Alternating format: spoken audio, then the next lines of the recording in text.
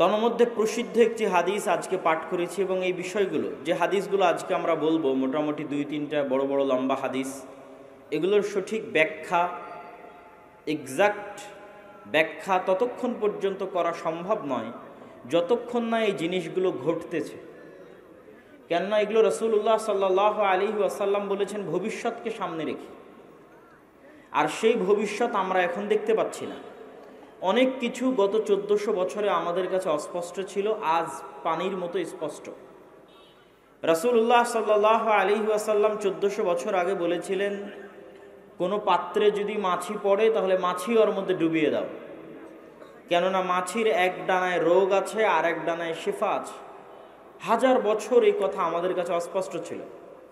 আজ বিজ্ঞান এসে যখন গবেষণা করছে যে মাছির একটি ডানা পানিতে ডুবানোর পরে তাতে কি পরিমাণ জীবাণু থাকে, আর উভয় ডানা ডুবানোর পরে কি পরিমাণ জীবাণু থাকে, এই মর্মে যখন বিশ্ববিদ্যালয়গুলোতে thesis, research paper, PhD degree হচ্ছে এবং প্রমাণিত হচ্ছে যে না আল্লাহর নবীর কথা ঠিক সাল্লাল্লাহু আলাইহি ওয়াসাল্লাম, তখন এই কঠিন বিষয়টা আমাদের কাছে স্পষ্ট হয়ে যাচ্ছে। এরকম আজকে আমরা যে হাদিসগুলো বলবো এগুলো অদ্যবধি অস্পষ্ট, কিন্তু যেই দিন ঘটবে সেই কালের মানুষদের কাছে এগুলো পানির মতো স্পষ্ট হিসেবে ধরা দিবে। রাসূলুল্লাহ সাল্লাল্লাহু আলাইহি ওয়াসাল্লাম বলছেন, আন মুআয ইবনে জাবাল রাদিয়াল্লাহু তাআলা আনহু আন্নাহু ক্বালা রাসূলুল্লাহ সাল্লাল্লাহু আলাইহি ওয়াসাল্লাম, মুআয ইবনে জাবাল রাদিয়াল্লাহু তাআলা আনহু হতে বর্ণিত, তিনি বলেন রাসূল সাল্লাল্লাহু আলাইহি ওয়াসাল্লাম বলেছেন, উমরান বাইতুল মাকদিস খারাব ইয়াসরিব, বাইতুল মাকদিসের আবাদ হওয়া মদিনার ধ্বংস হওয়া, ওয়া খারাব ইয়াসরিব, আর মদিনার ধ্বংস হওয়া খুরুজুল মালহামা, মহাযুদ্ধের সংঘটিত হওয়া, ওয়া খুরুজুল মালহামা ফাতহু কুস্তুনতুনিয়া, আর মহাযুদ্ধ আরম্ভ হওয়া মানে কুস্তুনতুনিয়া বিজয় হওয়া, ওয়া ফাতহু কুস্তুনতুনিয়া খুরুজুদ দাজ্জাল, আর কুস্তুনতুনিয়া বিজয় হওয়া মানে দাজ্জাল বের হওয়া। পরপর রাসূলুল্লাহ সাল্লাল্লাহু আলাইহি ওয়াসাল্লাম এই জিনিসগুলো বলছেন, তথা এগুলো একটার পর আর একটা ঘটবে। উমরান ও বাইতুল মাকদিস, মসজিদে আকসা যেই দিন আবাদ হবে সেই দিন মদিনা ধ্বংস হবে বা অনাবাদ হবে। যেই দিন মদিনা অনাবাদ হবে সেই দিন পৃথিবীতে বড় বড় যুদ্ধ সংঘটিত হবে। যেই দিন পৃথিবীতে সবচেয়ে বড় পৃথিবীর যুদ্ধ সংঘটিত হবে সেই দিন কুস্তুনতুনিয়া বিজয় হবে। যেই দিন কুস্তুনতুনিয়া বিজয় হবে সেই দিন দাজ্জাল বের হবে। তাহলে এই হাদিস কিয়ামতের পূর্ব মুহূর্তে সংঘটিত বিষয়, কিন্তু তার মধ্যে আমরা মসজিদে আকসা পাচ্ছি। আমাদের আলোচনার টপিক হচ্ছে মসজিদে আকসা বা মসজিদে আকসার আশেপাশের যে অঞ্চল, যে এরিয়া, সেখানে বৃহৎ থেকে বৃহৎ যুদ্ধ সংঘটিত হবে কিয়ামতের পূর্ব মুহূর্তে। আমি হাদিসগুলোর বিস্তারিত ব্যাখ্যা একদম শেষে করব, তার আগে আমরা আরও কয়েকটি হাদিস রাসূলুল্লাহ সাল্লাল্লাহু আলাইহি ওয়াসাল্লামের পক্ষ থেকে দেখি। রাসূল সাল্লাল্লাহু আলাইহি ওয়াসাল্লাম বলছেন,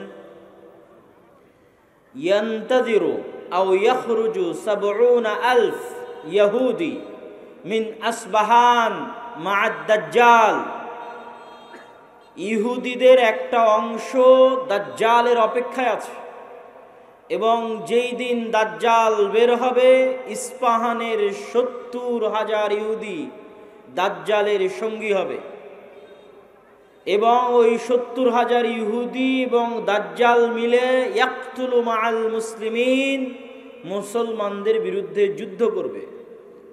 যুদ্ধ করতে করতে এমন পরিবেশ তৈরি হবে যে ইয়াখতাবিউল ইয়াহুদ ওয়ারা আশ-শাজারা আও তাহতাল হাজার, ইহুদি আশ্রয় নিবে গাছের আড়ালে, পাথরের আড়ালে, আর পাথর এবং গাছ বলে উঠবে ইয়া মুসলিম, পাথর এবং গাছ কথা বলে উঠবে, এই মুসলমান, এই যে এখানে লুকিয়ে আছে হত্যা করো।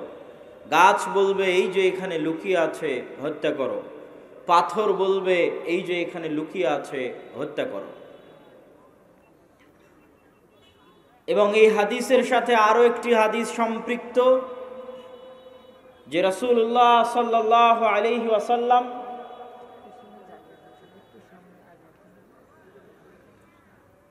পিছনে যারা দাঁড়িয়ে আছেন, আমি অনুরোধ করব আমরা যারা সামনে বসে আছি একটু হালকা যদি চেপে চেপে বসি তাহলে আমরা একটু সময় নিই, সমস্যা নাই। তারপরও সুশৃঙ্খল হোক অনুষ্ঠানটা, আমরাও ভালোভাবে আলোচনা করি। আপনারা সবাই একটু চেষ্টা করেন আপনাদের সামনের ফাঁকা জায়গাগুলো পূরণ করতে। কেন না, সমস্যা নেই, ঠিক আছে।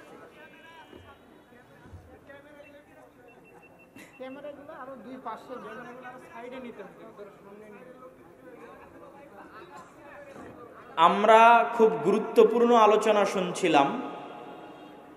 সে আলোচনার দ্বিতীয় হাদিস আমরা পড়লাম যে 70,000 ইহুদি ইস্পাহান থেকে বের হবে। ইস্পাহান হচ্ছে ইরানের নগরী। আজও ইরানের মধ্যে ইস্পাহান নামে সেই নগরী আছে। আমরা প উচ্চারণ করি ইস্পাহান, আরবিতে এটা উচ্চারণ হয় না। আরবিতে হয় আল আসবাহানি, বা উচ্চারণ হয় ইসবাহান বা আসবাহানি। সেখান থেকে 70,000 ইহুদি দাজ্জালের সঙ্গী হবে, সাথী হবে এবং মুসলমানদের বিরুদ্ধে যুদ্ধ করবে। আর সেই যুদ্ধের অবস্থা কি হবে সেটাও আমরা দেখলাম। আরেকটি হাদিস দেখি। عن عوف بن مالك رضي الله تعالى عنه أنه قال, আউফ ইবনে মালিক রাদিয়াল্লাহু তাআলা আনহু থেকে বর্ণিত, তিনি বলেন, আমি একদা রাসূলুল্লাহ সাল্লাল্লাহু আলাইহি ওয়াসাল্লামের নিকটে আসলাম। রাসূল সাল্লাল্লাহু আলাইহি ওয়াসাল্লাম আমাকে কিয়ামতের আলামত গণালেন, আমার হাতে গণালেন। তার মধ্যে একটি আলামত রাসূল সাল্লাল্লাহু আলাইহি ওয়াসাল্লাম বললেন, সায়াকুনু হুদনাতুন মা'আর রোম, ইয়ানি সাতাকুনু হুদনাতুন বাইনাল মুসলিমিন ওয়ার রোম। রোমান খ্রিস্টানদের সাথে মুসলমানদের একটি চুক্তি হবে, আর রোমান খ্রিস্টানেরা এবং মুসলমানেরা চুক্তিবদ্ধ হয়ে তৃতীয় কমন শত্রুর বিরুদ্ধে যুদ্ধ করবে। তথা রোমান খ্রিস্টানদের শত্রু আর মুসলমানদের শত্রু এক। তৃতীয় কমন শত্রুর বিরুদ্ধে মুসলমানেরা যুদ্ধ করবে। এই যুদ্ধে রোমান খ্রিস্টান এবং মুসলমানেরা বিজয়ী হবে। বিজয়ী হওয়ার পর একজন খ্রিস্টান দাঁড়িয়ে বলবে যে আমরা আজকে বিজয়ী হয়েছি লিহাজা সলিব, এই ক্রুশের কারণে। গলায় ঝুলানো ক্রুশ দেখিয়ে বলবে এটার কারণে আজকে আমরা বিজয়ী হয়েছি। তখন একজন মুসলমানের আঁতে ঘা লাগবে, সে দাঁড়িয়ে উঠে তার ক্রসটা ভেঙে দিবে। যখন ভেঙে দিবে তখন রোমান এবং মুসলমানেরা পরস্পরের বিরুদ্ধে যুদ্ধ করার জন্য দাঁড়িয়ে যাবে। রোমান খ্রিস্টান এবং মুসলমানেরা। সেই যুদ্ধের বর্ণনা রাসূলুল্লাহ সাল্লাল্লাহু আলাইহি ওয়াসাল্লাম হাদিসে বিস্তারিত বর্ণনা করছেন। عن أبي هريرة رضي الله تعالى عنه أنه قال قال رسول الله صلى الله عليه وسلم, আবু হুরায়রা রাদিয়াল্লাহু তাআলা আনহু থেকে বর্ণিত, তিনি বলেন রাসূল সাল্লাল্লাহু আলাইহি ওয়াসাল্লাম বলেছেন, লা তাকুমুস সাআহ, কিয়ামত ততদিন পর্যন্ত সংঘটিত হবে না, হাত্তা ইয়ানজিলার রোম বিল আ'মাক আও বিদাবিক, যতক্ষণ না রোমান খ্রিস্টানেরা অবতীর্ণ না হচ্ছে সিরিয়ার আমাক এবং দাবেক নামক জায়গায়। বর্তমান সিরিয়ার হালব নগরী থেকে অনতি দূরে তুরস্ক এবং সিরিয়ার সীমান্তবর্তী অঞ্চলে, বর্তমান তুরস্কের সীমানা এবং বর্তমান সিরিয়ার সীমানা, এই সীমান্তবর্তী অঞ্চলের জায়গার নাম হচ্ছে আমাক এবং দাবেক। এখনো ওই নামেই আছে। এই আমাক এবং দাবেক জায়গায় যতক্ষণ না রোমান খ্রিস্টানেরা অবতীর্ণ না হবে মুসলমানদের বিরুদ্ধে, ফায়াখরুজু ইলাইহিম জাইশুম মিনাল মাদিনাহ, আর তাদের বিরুদ্ধে যুদ্ধ করার জন্য মদিনা মুনাওয়ারা থেকে মুসলমানদের একটি সেনাবাহিনী রওনা হবে। রাসূলুল্লাহ সাল্লাল্লাহু আলাইহি ওয়াসাল্লাম বলছেন, মদিনা মুনাওয়ারা থেকে বের হওয়া সেই মুজাহিদ বাহিনী খেয়ার ও আহলিল আরজ, তৎকালীন বিশ্বের সর্বোত্তম, সবচেয়ে শ্রেষ্ঠ, সবচেয়ে দামি, সবচেয়ে আল্লাহওয়ালা পরহেজগার মানুষ হবে। মদিনা মুনাওয়ারা থেকে ওই দিন যারা বের হবে যুদ্ধের জন্য, সিরিয়ার মাটিতে যুদ্ধ করার জন্য, রাসূলুল্লাহ সাল্লাল্লাহু আলাইহি সাল্লাম বলছেন খিয়ারু আহলিল আরজ, তৎকালীন বিশ্বের সর্বশ্রেষ্ঠ আল্লাহওয়ালা পরহেজগার মানুষেরা সেই দিন মদিনা থেকে বের হবে, মদিনা মুনাওয়ারা থেকে বের হবে যুদ্ধের জন্য। যুদ্ধের কথা বর্ণনা করতে গিয়ে রাসূলুল্লাহ সাল্লাল্লাহু আলাইহি ওয়াসাল্লাম বলেন ফায়ুকাতিলুহুম ফায়ানহাজিমু সুলুসুন লা ইয়াতুবুল্লাহ তাওবাতাহুম আবাদা। ওই দিন মুসলমানেরা 3 ভাগে বিভক্ত হয়ে যাবে।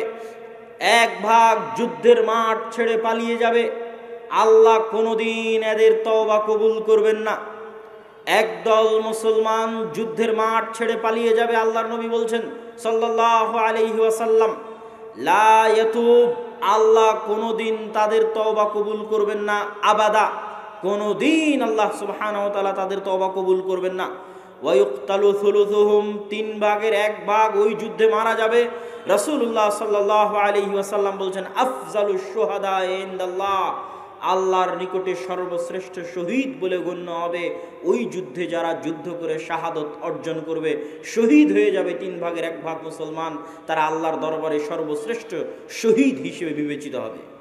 রাসূলুল্লাহ সাল্লাল্লাহু আলাইহি ওয়াসাল্লাম বললেন ওয়াইফতাতিহুস সুলুস, আর 3 ভাগের 1 ভাগ বিজয় লাভ করবে রোমানদের উপরে, 3 ভাগের 1 ভাগ বিজয় লাভ করবে রোমানদের উপরে।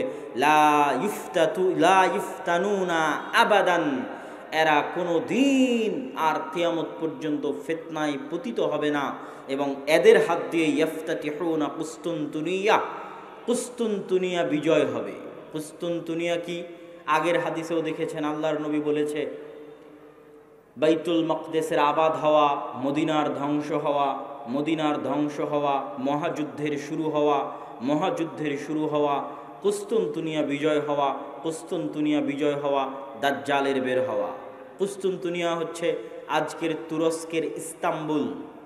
আজকের তুরস্কের ইস্তাম্বুলকে আরবিতে বলা হয় কুস্তুনতুনিয়া, ইংরেজিতে বলা হয় কনস্টান্টিনিপল। কনস্টান্টিনিপল এবং বর্তমান নাম হচ্ছে ইস্তাম্বুল। তুরস্কের রাজধানী, যদিও আগে রাজধানী ছিল, এখন অফিসিয়াল রাজধানী নয়, অফিসিয়াল রাজধানী আঙ্কারা, কিন্তু তারপরও রাজধানীর মতো মান মর্যাদা যেই শহরের, সেটাই হচ্ছে ইস্তাম্বুল, কুস্তুনতুনিয়া, কনস্টান্টিনিপল। রাসূল সাল্লাল্লাহু আলাইহি ওয়াসাল্লাম বলছেন ফায়াফতাতিহুনা কুস্তুনতুনিয়া, ওই যে একদল বিজয়ী হবে রোমানদের উপর, তাদের হাতে আল্লাহ কুস্তুনতুনিয়া, কনস্টান্টিনিপল বিজয় দান করবেন। ফাবাইনামা হুম ইয়ানকাসিমুনাল গানাইম, যখন এই সমস্ত বিজয়ী মুজাহিদরা গনিমতের মাল বন্টন করবে এবং তাদের তরবারি ঝুলানো থাকবে গাছের সাথে, তখন একজন চিৎকার করে বলবে সাহা ফীহিমুশ শাইতান ইন্নাল মাসীহা ক্বাদ খালাফাকুম ফি আহলিকুম, মাসীহুদ দাজ্জাল বের হয়ে গেছে আর তোমাদের বাড়িতে বাড়িতে মাসীহুদ দাজ্জাল প্রবেশ করতেছে। এখন পর্যন্ত ইমাম মাহদী আসেননি, হয়তো এনাদের মধ্যেই ইমাম মাহদী থেকে থাকতে পারেন, তবে তিনি যে ইমাম মাহদী তা এখনও প্রকাশিত আকারে জনগণের সামনে স্পষ্ট হয়নি। হবে কখন? দাজ্জাল বের হওয়ার পরে এবং সালাতের, দামেস্কের মসজিদে সালাতের পরে, যেটার বর্ণনা রাসূল সাল্লাল্লাহু আলাইহি সাল্লাম দিচ্ছেন। ফায়াখরুজুন ওয়া যালিকা বাতিল, শয়তানের এই মিথ্যা কথা শুনে তারা তরবারি নিয়ে দৌড়ে এগিয়ে যাবে কোথায়? মাসীহুদ দাজ্জাল, তার বিরুদ্ধে যুদ্ধ করার জন্য। ফাইদা জাউ শাম, তারা আস্তে আস্তে দেমাস্কে চলে আসবে। দেমাস্কের মসজিদে তারা কাতারবদ্ধ হয়ে সালাতের জন্য দাঁড়াবে। ইদা উকিমাতিস সালাত, যখন সালাতের ইকামত দেওয়া হবে, ফায়ানজিলু ঈসা ইবনু মারিয়াম, তখন আসমান থেকে ঈসা ইবনু মারিয়াম অবতীর্ণ হবেন। ফাআম্মাহুম ফাইদা রাআহু আদুউল্লাহ যাবা কামা ইয়াযুবুল মিলহ ফিল মা, ঈসা ইবনু মারিয়াম অবতীর্ণ হবেন ওই মসজিদে, এবং তারপরে মুসলমানেরা দাজ্জালের বিরুদ্ধে যুদ্ধ করার জন্য রওনা দিবে।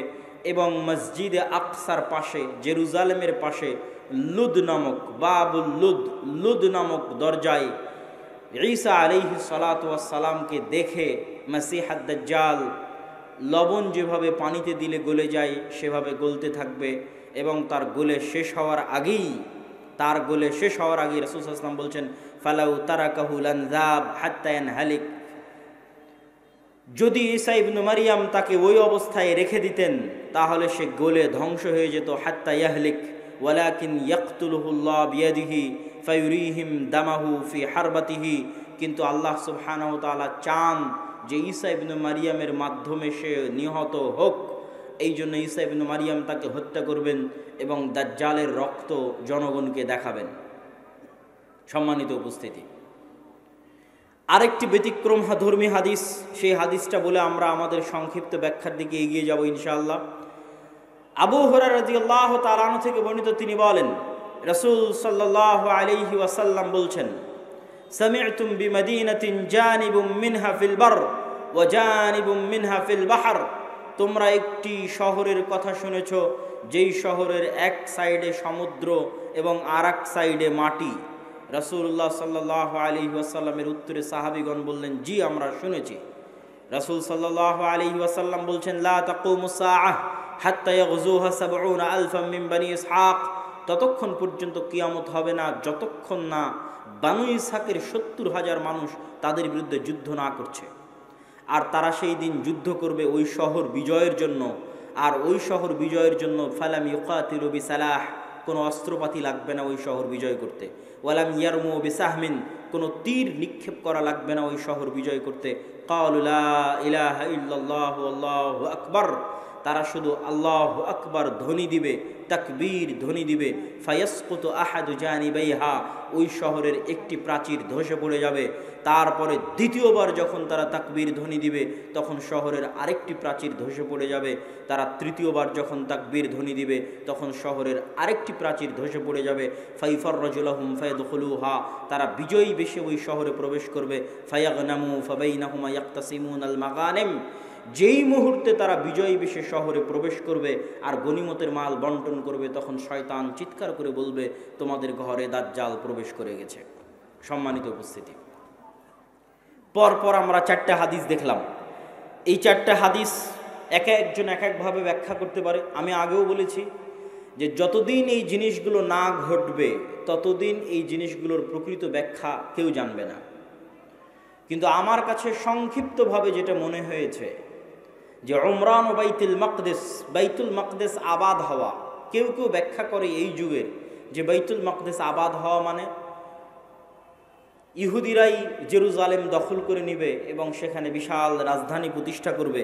প্রতিষ্ঠা করার মাধ্যমে সে এটা পৃথিবীর একটি জাঁকজমকপূর্ণ একটা বিশাল বড় শহর, লন্ডন দুবাইয়ের মতো একটা বড় শহরে পরিণত হয়ে যাবে জেরুজালেম, যেটা থাকবে তাদের হাতেই, আমাদের হাতে নয়। কেউ বলেছেন এটা। আর আমার কাছে সংক্ষিপ্তভাবে মনে হয়েছে যে উমরান ও বাইতুল মাকদেস আবাদ হওয়া মানে মুসলমানদের হাতেই বাইতুল মাকদেস থাকবে এবং মুসলমানেরাই বাইতুল মাকদেস বিজয় করবে এবং সেখানে সালাত সিয়াম সকল কিছু বাস্তবায়ন হবে এবং বাইতুল মাকদেস মুসলমানদের হাতে আগেই বিজয় হবে, তথা যে ঘটনাগুলো পরবর্তীতে সংঘটিত হচ্ছে সেগুলোর আগেই মুসলমানদের হাতে বাইতুল মাকদেস থাকবে। কখন থাকবে আল্লাহ সুবহানাহু ওয়া তাআলা ভালো জানে। এবং বাইতুল মাকদেসের বিজয় হওয়া মানে মদিনার ধ্বংস হওয়া কি?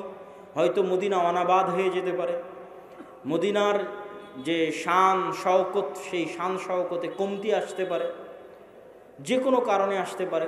যেহেতু মুসলমানেরা বাইতুল মাকদেস ফিরে পেয়েছে সেহেতু বাইতুল মাকদেস কেন্দ্রিক মুসলমানদের নতুন কিছু তৈরি হতে পারে। যেমন উমাইয়া খেলাফাত আমলে যখন আবদুল্লাহ ইবনে জুবাইরের হাতে মক্কা এবং মদিনা ছিল, তখন উমাইয়া খলিফারা মক্কা মদিনা জিয়ারত করতে না পারার কারণে তারা তাদের সকল ধন সম্পদ খরচ করত বাইতুল মাকদেসের পিছনে। তথা এই মসজিদকে কেন্দ্র করে মুসলমানদের একটা ব্যস্ততা, শহর বন্দর সকল কিছু গড়ে উঠবে এই শহরকে কেন্দ্র করে এবং মদিনা অনাবাদ হয়ে যাবে। মদিনা অনাবাদ হয়ে গেলে যুদ্ধ শুরু হবে। কোন যুদ্ধ? যেই যুদ্ধ আমরা আলোচনা করলাম, এই যুদ্ধকে রাসূল সাল্লাল্লাহু আলাইহি সাল্লাম বলছেন আল মালহামা আল কুবরা।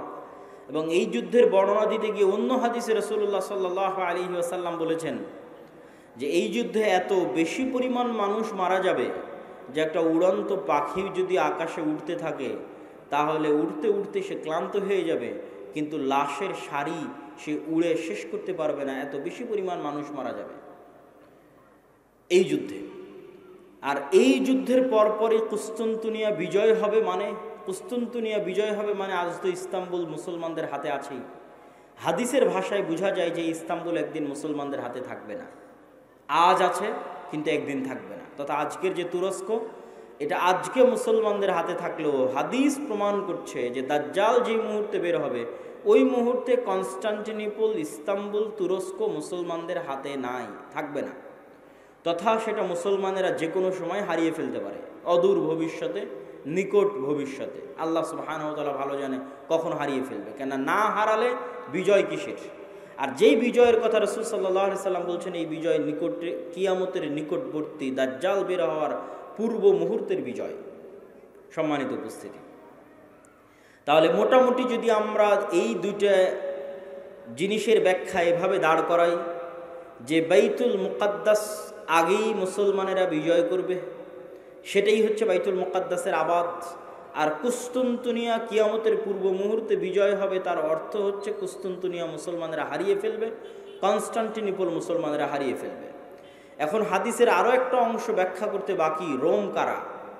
যে রোমানদের সাথে মুসলমানদের চুক্তি হবে এবং চুক্তির পরে সেই চুক্তি পুনরায় ভঙ্গ হয়ে মুসলমান এবং রোমানরা পরস্পর যুদ্ধ করবে, সেই যুদ্ধ, এই যুদ্ধ, সেই রোম কারা। এ বিষয়ে মুহাদ্দিসিনে কেরাম এবং মুফাসসিরিনে কেরামের মধ্যে মতভেদ হওয়ার সবচেয়ে বড় কারণ হচ্ছে আল্লাহর নবীর যুগে রোম বলতে যাদেরকে বোঝানো হতো তাদের রাজধানী ছিল কনস্টান্টিনোপল। আল্লাহর নবীর যুগে, মানে যেই সময়ে আল্লাহর নবী এই হাদিস বলতেছেন, ওই সময়ে রোম বলে যাদের বোঝানো হতো তাদের রাজধানী তুরস্কের ইস্তাম্বুল, কনস্টান্টিনোপল। এবং মুসলমানেরা এটা কোনোদিনই বিজয় করতে পারেনি। মুসলমানেরা এটা বিজয় করেছে অনেক পরে, আজ থেকে 500 অথবা 600 বছর আগে। উসমানীয় খেলাফত আমলে মুসলমানেরা বিজয় করেছে, না উমাইয়া খেলাফত আমলে, না আব্বাসী খেলাফত আমলে কোনোদিন বিজয় হয়নি। ক্রুসেডের যুদ্ধ হয়েছে, তখনও মুসলমানেরা ইস্তাম্বুল বিজয় করতে পারেনি। মঙ্গোলীয়রা মুসলমানদের বাগদাদে হত্যা করেছে, তখন মুসলমানরা ইস্তাম্বুল বিজয় করতে পারেনি। তারও পরে মুসলমানরা ইস্তাম্বুল বিজয় করেছে 1400 খ্রিস্টাব্দের দিকে, মুহাম্মদ আল ফাতেহ। তো এই জন্য রাসূল সাল্লাল্লাহু আলাইহি ওয়াসাল্লাম যখন রোম শব্দ বলতেছেন হাদিসে মদিনায়, তখন রোম মানে বর্তমান তুরস্কের কনস্টান্টিনোপল, ইস্তাম্বুল। আর তৎকালীন এই রোমে যারা বসবাস করত তারা হচ্ছে অর্থোডক্স খ্রিস্টান। আর আজকে ইতালির যারা রোম, ইতালির রাজধানী রোম, ইউরোপের যারা খ্রিস্টান, আমেরিকার যারা খ্রিস্টান, তারা হচ্ছে ক্যাথলিক খ্রিস্টান।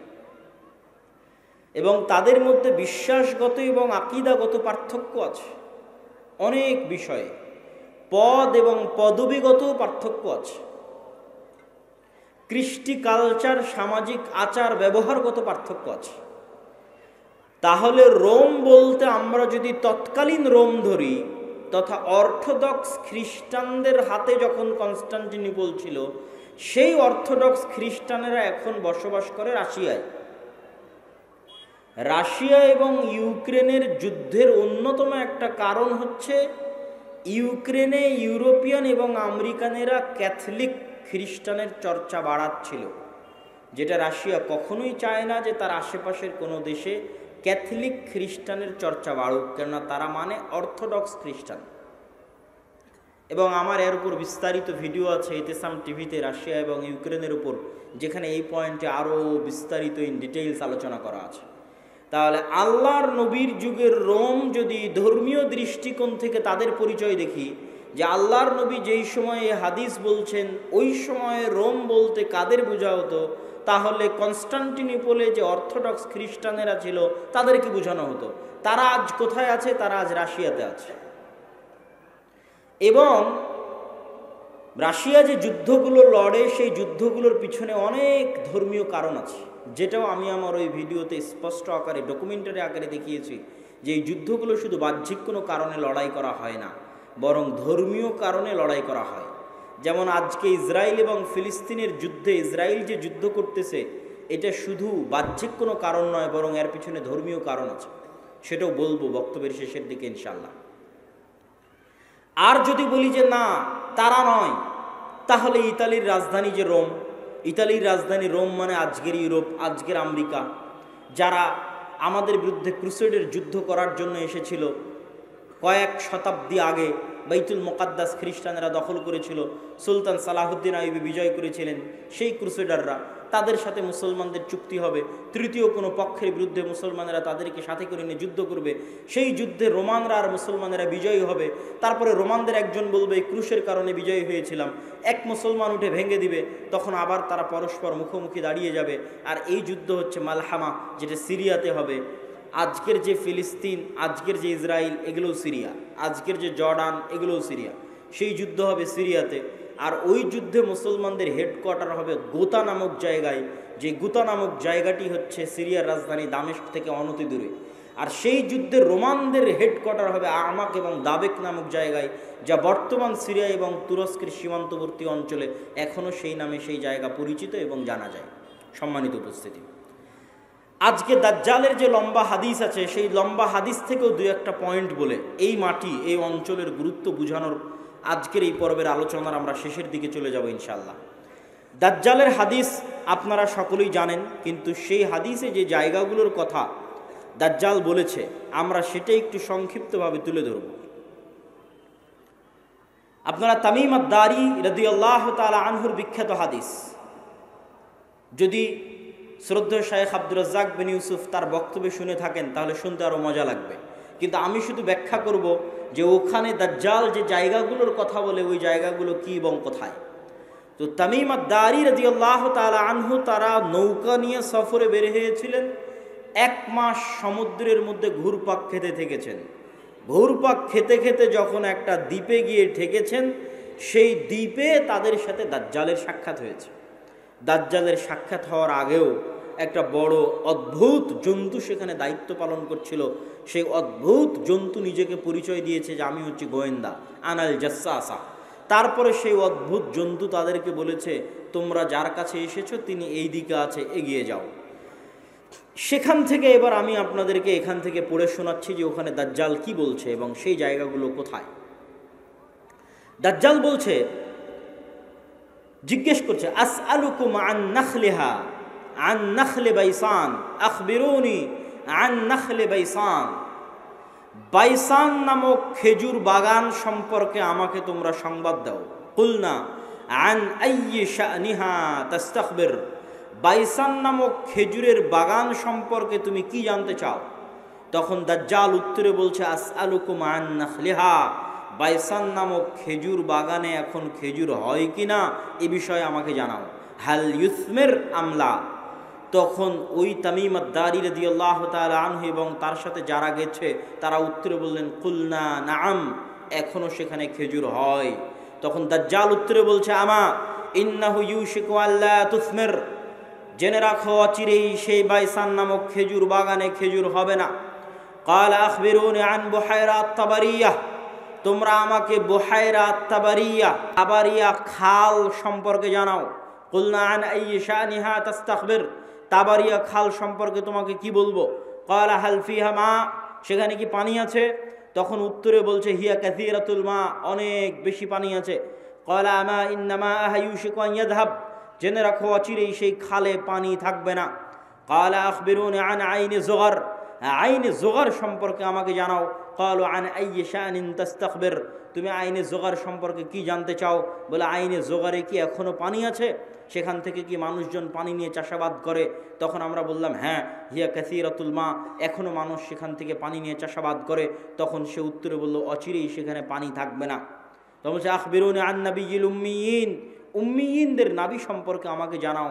অশিক্ষিত মূর্খ যারা লেখা জানে না, পড়া জানে না, তাদের জন্য যে নবী প্রেরণ করা হয়েছে সেই নবী সম্পর্কে আমাকে জানাও। এই মর্মে কথা সামনের দিকে আগাতে থাকলো। সম্মানিত উপস্থিতি, এখানে 3টা জায়গার কথা বলেছে দাজ্জাল। আশ্চর্যজনক হলেও সত্য যে আজকের পৃথিবীতে এই 3টি জায়গায়, তন্মধ্যে বাইসান নামক খেজুরের বাগান এবং জোগার নামক ঝর্ণা, এই 3টাকে এক্সাক্ট চিহ্নিত করা খুব কঠিন হয়ে যায়। বিশেষ করে আইনে জোগারকে এক্সাক্ট চিহ্নিত করা যে এইটা আইনে জোগার, এটার বিষয়ে নিশ্চিত কেউ গবেষকরা এখন পর্যন্ত তথ্য দিতে পারেনি। কিন্তু বাইসান খেজুরের বাগান সম্পর্কে মোটামুটি ধারণা পাওয়া যায় যে এই খেজুরের বাগান হচ্ছে বাইসান খেজুরের বাগান। আর বুহাইরা আত-তাবারিয়া এটা এত প্রসিদ্ধ, এত ব্যাপক, এত পরিচিত যে সবাই জানে। এমনকি ইসরায়েলে সারা পৃথিবী থেকে শত শত খ্রিস্টান এই বুহায়রা তাবারিয়া দেখার জন্য যায়। এই জন্য দেখার জন্য যায়, তারা মনে করে তাদের তাওরাত, তাদের বাইবেলে ঈসা আলাইহিস সালাতু ওয়াস সালামের যত মোজেজার কথা বলা আছে, সকল মোজেজা তিনি দেখিয়েছিলেন বুহায়রা তাবারিয়ার উপরে অথবা বুহায়রা তাবারিয়ার পাশে। সেই মোজেজা যদি হয় অন্ধ ব্যক্তিকে চক্ষুস্মান করে দেওয়া, সেই মোজেজা যদি হয় টাকওয়ালা ব্যক্তির মাথায় চুল গজিয়ে দেওয়া, সেই মোজেজা যদি হয় মৃত ব্যক্তিকে জীবিত করা, এগুলোর অধিকাংশ মোজেজা তাদের বিশ্বাস অনুযায়ী ঈসা আলাইহিস সালাতু ওয়াস সালাম এই লেক, এই খালের পাশে অথবা তার উপরে তিনি করে দেখিয়েছিলেন, এই জন্য তারা দেখতে আসে। এবং এইটা চলমান বর্তমান ইসরায়েলের সীমানার অন্তর্ভুক্ত। এবং আনুমানিক গবেষণা অনুযায়ী বাইসানের খেজুরের বাগান এবং জোগারের ঝর্ণা এবং তাবারিয়ার লেক, তিনটাই বর্তমান ইসরায়েলের সীমানার অন্তর্ভুক্ত, যেই জায়গাগুলোর কথা এই হাদিসে দাজ্জাল তামিম আদ-দারি রাদিয়াল্লাহু তাআলা আনহুকে জিজ্ঞেস করতেছে। তাহলে একদম যদি আমরা সামারি এবং সারমর্ম করি, তাহলে কিয়ামতের পূর্ব মুহূর্তে যা যা সংঘটিত হবে, সব বড় বড় ঘটনা এই মাটিতে, এই জমিনে সংঘটিত হবে, শামের মাটিতে সংঘটিত হবে। আল মসজিদুল আকসা, বাইতুল মুকাদ্দাস কেন্দ্রিক যে এরিয়া, যে জগৎ, যে দেশ, সেখানে সংঘটিত হবে। এবং আমি আমার অতীতের বক্তব্যগুলোতে বলেছি যে বাইতুল মুকাদ্দাসই একমাত্র কারণ পৃথিবীর, যেই কারণে পৃথিবীর 90% মানুষ যুদ্ধে জড়িয়ে যেতে পারে, যেই কারণে পৃথিবীর 90% মানুষ যুদ্ধে জড়িয়ে যেতে পারে, তার অন্যতম একটি কারণ হচ্ছে মসজিদ আকসা। কেননা পৃথিবীর তিনটা ধর্মের মানুষ এই মসজিদের দাবিদার। ইহুদিরা দাবিদার, খ্রিস্টানেরা দাবিদার, আমরা মুসলমানেরা দাবিদার। যেহেতু তিনটা ধর্মই আসমানি দিন, আসমান থেকে এসেছে, তিনটা ধর্মের গ্রন্থই আসমানি গ্রন্থ, ওই দুইটা গ্রন্থে বিকৃতি এসেছে, ওই দুইটা ধর্মে বিকৃতি এসেছে। ইসলামে বিকৃতি আসেনি, কোরআনে বিকৃতি আসেনি। কিন্তু যেহেতু একই জায়গা থেকে আগত, এই জন্য ঘটনা, আকিদা, বিশ্বাস, কাহিনী অনেক কিছুই সেম এবং কমন।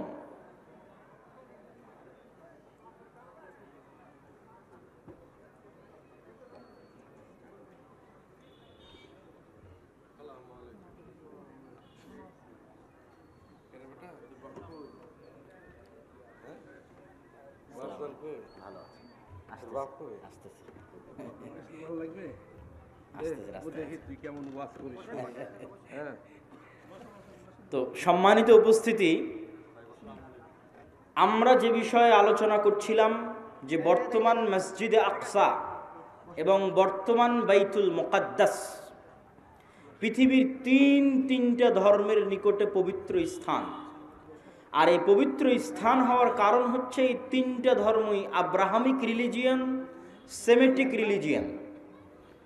এই তিনটা ধর্মই মিল্লাতে ইব্রাহিমের দাবিদার, তথা ইব্রাহিম আলাইহিস সালাতু ওয়াস সালামের হিস্ট্রি, ইতিহাসের সাথে কানেক্টেড। আর সেমেটিক রিলিজিয়ান মানে নূহ আলাইহিস সালাতু ওয়াস সালামের 3 সন্তান তার সাথে নৌকায় উঠেছিলেন। একজনের নাম ইয়াফেস, একজনের নাম হাম, আর একজনের নাম সাম। ইয়াফেসের বংশধরেরা হচ্ছে সাদা চামড়া, ইউরোপ, আমেরিকা, রাশিয়া। সামের বংশধরেরা হচ্ছে সেমেটিক তথা মেটে, শ্যামা, হালকা সাদা, হালকা শ্যামা, হালকা মেটে। India, Pakistan, Bangladesh, Saudi, Kuwait, Qatar, Bahrain, এরা হচ্ছে সামের বংশধর। হাম হচ্ছে আফ্রিকান, টোটাল আফ্রিকান এরিয়া হচ্ছে নূহ আলাইহিস সালামের সন্তান হামের বংশধর। তো পৃথিবীতে আল্লাহ যত নবী পাঠিয়েছেন, সকল নবী সামের বংশে পাঠিয়েছেন। সামের বংশে ইব্রাহিম আলাইহিস সালাতু ওয়াস সালাম। এই জন্য একটা মজার জিনিস, যারা অনলাইনে আমাদের দেখছেন তারা মনে রাখতে পারেন যে কালার ডিসক্রিমিনেশনের শিকার যারা হন ইউরোপ এবং আমেরিকায়, গায়ের রঙের কারণে ডিসক্রিমিনেশনের শিকার হওয়া, বৈষম্যের শিকার হওয়া, কেননা তাদের মধ্যে একটা আভিজাত্য বোধ কাজ করে যে আমি হচ্ছি সাদা চামড়ার, আর এশিয়া থেকে যারা এসেছে তারা সাদা চামড়ার নয়। আপনি দীর্ঘদিন থাকলে এই জিনিসটা ভিতর থেকে অনুভব করতে পারবেন, এই বৈষম্য। তো এটা আপনারা মজার জিনিস জেনে রাখতে পারেন যে ইউরোপ আমেরিকা তারা যতই সাদা চামড়ার হোক, তারা যেই নবীকে সম্মান করে শ্রদ্ধা করে সেই নবী সাদা চামড়ার ছিলেন না। মানে ঈসা আলাইহিস সালাম, ঈসা আলাইহিস সালামের গায়ের রং আর আমার নবী মুহাম্মদ সাল্লাল্লাহু আলাইহি ওয়াসাল্লামের গায়ের রং এক, মানে শ্যামা মেটে, সাদা চামড়ার সাদা নয়। তথা গোটা ইউরোপ এবং আমেরিকার মানুষ যেই নবীর অনুসারী, যেই নবীর মূর্তি তাদের গির্জায় বানিয়ে রেখেছে, যেই নবীর মা মারিয়াম আলাইহা সালাতু ওয়াস সালামের মূর্তি তাদের গির্জায় বানিয়ে রেখেছে, তারা কেউই সাদা চামড়ার ছিলেন না। এই জন্য বলেছি সেমেটিক রিলিজিয়ান। তথা আল্লাহ সুবহানাহু ওয়া তাআলা সামের বংশে সকল নবী দিয়েছে, ইব্রাহিমের বংশে পরবর্তী সকল নবী পাঠিয়েছে। পৃথিবীর তিনটে ধর্ম ইব্রাহিম আলাইহিস সালামের মিল্লাতের দাবিদার। এর কিছু কমন উদাহরণ আপনাকে দিই। ইব্রাহিম আলাইহিস সালামকে আমরা বলি ইব্রাহিম, তারা বলে আব্রাহাম। ইব্রাহিম আলাইহিস সালামের ছেলে ইসহাককে আমরা বলি ইসহাক, তারা বলে আইজ্যাক, আইজ্যাক নিউটন। যিনি আইজ্যাক তিনি ইসহাক। ইসহাক আলাইহিস সালামের ছেলেকে আমরা বলি ইয়াকুব আলাইহিস সালাম, তারা বলে জ্যাকব। যিনি জ্যাকব তিনি ইয়াকুব। ইয়াকুব আলাইহিস সালামের ছেলে ইউসুফ আলাইহিস সালামকে আমরা বলি ইউসুফ, তারা বলে জোসেফ। সেন্ট জোসেফ স্কুল মানে Hazrat Yusuf school. There is no difference, কোনো পার্থক্য নাই। যদি আপনি বলেন সেন্ট জোসেফ স্কুল, তাহলে ওরা আপনি যে ইউসুফকে জানেন তাকে উদ্দেশ্য করছে, যে হজরত ইউসুফ আলাইহিস সালাম স্কুল। এভাবে আমরা যাকে বলছি দাউদ আলাইহিস সালাম, তারা তাকে বলছে ডেভিড। জাস্ট নামের উচ্চারণের পার্থক্য, কিন্তু ঘটনার মধ্যে মিল আছে। আমরা বলছি নূহ, তারা বলছে নোয়াহ। ঘটনার বর্ণনা ধারা বিবরণীতে কিছুটা পার্থক্য আছে, কিন্তু মূল ঘটনাগুলো একই। তথা আদম এবং হাওয়ার যে ঘটনা কোরআনে বর্ণনা করা আছে, কাছাকাছি ঘটনা।